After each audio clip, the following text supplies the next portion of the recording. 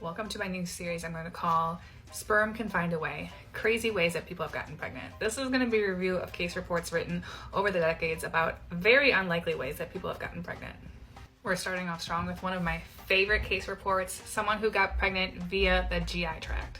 The story here is that a 15-year-old girl who was born without a vagina found out that she couldn't have vaginal intercourse, and so she found ways around that with her boyfriends and doing more oral stuff.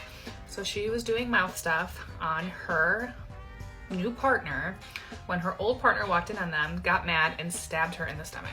She went to the hospital, they did an X-lap on her abdomen, fixed the holes in her stomach, and she went on with her merry way.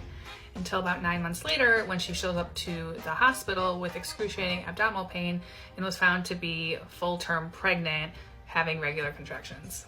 Now she doesn't have a vagina, so they couldn't do a cervical exam. She couldn't deliver vaginally, so she got a C-section. But as it turns out, 9 months ago, when she was doing mouth stuff, that sperm that was in her stomach that got stabbed in the stomach traveled down to an ovulating ovary, found that little egg, came together, went through the fallopian tube, and impregnated her in her uterus. And that's how someone got pregnant without having a vagina. So I have some bad news for those of you who think getting a hysterectomy is 100% guarantee against getting pregnant.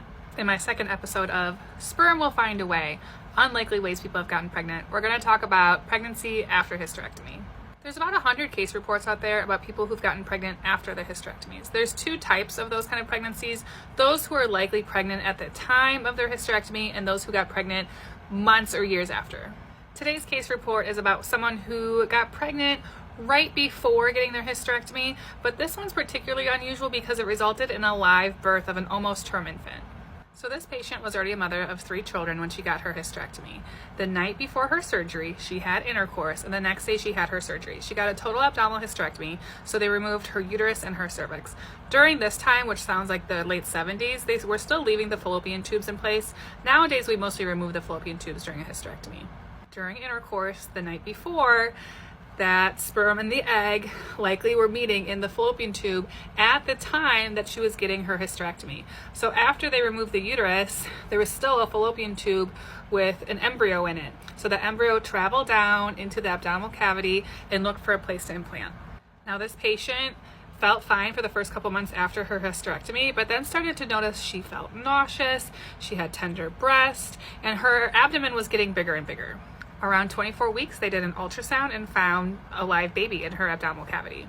Because everything was stable, they let the pregnancy continue until about 36 weeks when she developed preeclampsia. Ended up doing an exploratory laparotomy, so a big abdominal incision, and found a live 36-week infant in her abdomen. Her placenta was attached mostly to her small bowel and her anterior abdominal wall. This story really is amazing since it's one of the only ones that has a live birth and a live patient at the end of it. But it just goes to show you, even if we remove your uterus, sperm can find a way. Episode 3 of Sperm Can Find a Way, Crazy Ways That People Have Gotten Pregnant. Today we're going to talk about pregnancy after a bilateral salpingectomy. We've talked in the past about how there are failure rates for certain types of tubal ligations, and I've said before that the failure rate for a bilateral salpingectomy or a full removal of both fallopian tubes is as close to 0 as you can possibly get. But notice that I don't say 0. This systematic review was published last year, and it shows 4 cases of spontaneous pregnancy after a bilateral salpingectomy. Now, I think it's important to note that a lot of people get their bilateral salpingectomy for contraception to prevent pregnancy, but there are some who have their fallopian tubes removed for other issues, like repeat ectopic pregnancies, pain, those sorts of things. And interestingly, these 4 cases of pregnancies all happened in people who got a bilateral salpingectomy for something other than sterilization. It makes me think that there might be some anatomical differences, or maybe a fistulous tract that was caused by previous disease that caused that sperm and the egg to meet and to implant in the uterus without a fallopian tube. None of those 4 pregnancies ended up in a viable pregnancy, but if you Google baby after bilateral salpingectomy, you will come across this news story. This patient had a bilateral salpingectomy for sterilization. She did not want any more children, and a couple years later, miraculously got pregnant. The thought was that maybe the previous doctors had botched her surgery, but during her C-section, both of her fallopian tubes were completely gone. My only thought here is that maybe there's just a tiny little hole left in that fallopian tube stump, and somehow, in one way or another, the egg came in there, the sperm went in there and met and implanted. I don't know. But this also has not been a case report and was not included in that systematic review, which was taken 3 years after the birth of this baby. So I'm wondering if there's some miscommunication, because again, I can't find like a case report in medical journal on this miracle pregnancy. And let me just say, we say that your bilateral salpingectomy is as close to 100% effective as it could possibly get. Please don't worry that if you've had your tubes completely removed, that there's a big chance that you can get pregnant. These cases are like 1 in a billion. We've talked about pregnancies without a vagina, pregnancies without a uterus, pregnancies without a fallopian tube. And in today's installment of Sperm Can Find a Way, we're going to talk about how all the structures are there, but somehow that little embryo just took a wrong turn. Today's case report is on a term abdominal pregnancy. So abdominal pregnancy is a type of ectopic pregnancy that is outside of the uterus. About 1% of ectopic pregnancies are abdominal pregnancies.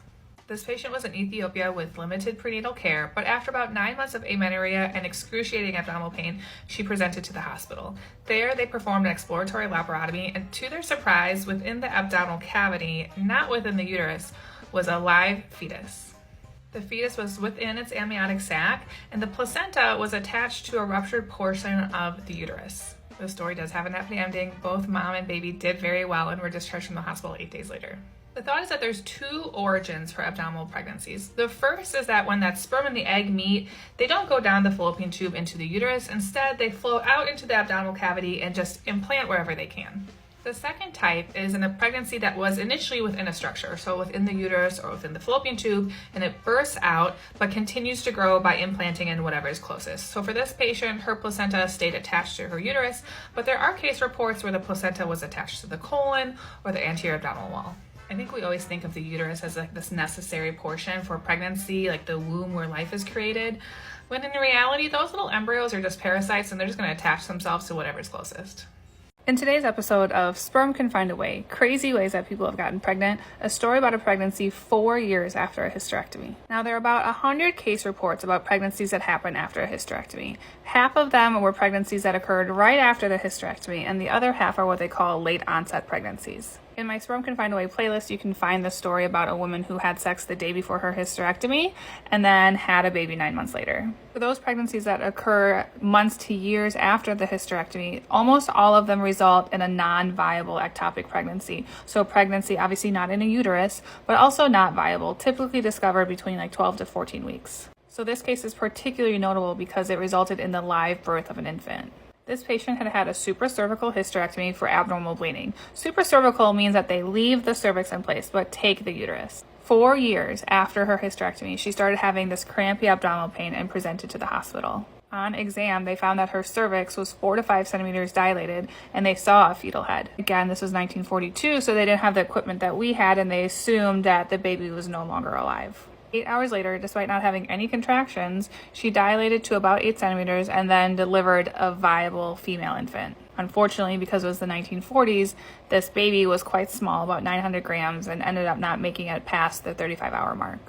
The patient herself had some complications because she had to undergo an exploratory laparotomy because she was having extra bleeding. And when they looked in her abdomen, they found that gestational sac in the place where her uterus would normally be attached to the cervix. After her surgery, she required several blood transfusions, but she ended up going home several days later.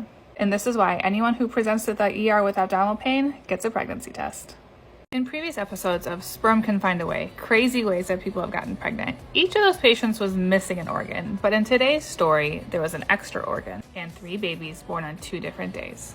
Back in 2019, a patient in Bangladesh went to the hospital after having very limited prenatal care and gave birth to a healthy but premature baby. 26 days after the birth of her son, she felt that her water broke again. She went back to the hospital, and to their surprise, after doing an ultrasound, they found that there was another pregnancy in her abdomen, this time a twin pregnancy. She underwent a C-section and delivered a healthy baby boy and baby girl. What they found during her C-section was that she actually had a uterine didelphys. Uterine didelphys is basically when you have 2 uteruses. So here you can see basically 2 separate uteruses, usually 2 separate cervixes, and sometimes even 2 separate vaginas. For this patient, the thought is that she ovulated 3 eggs at the same time. One of those implanted in the one uterus and the other 2 implanted in the other uterus. So she ended up delivering that singleton pregnancy prematurely, and then 26 days later had her twins from the other uterus. Now, do we call this a triplet pregnancy or a singleton and a twin pregnancy?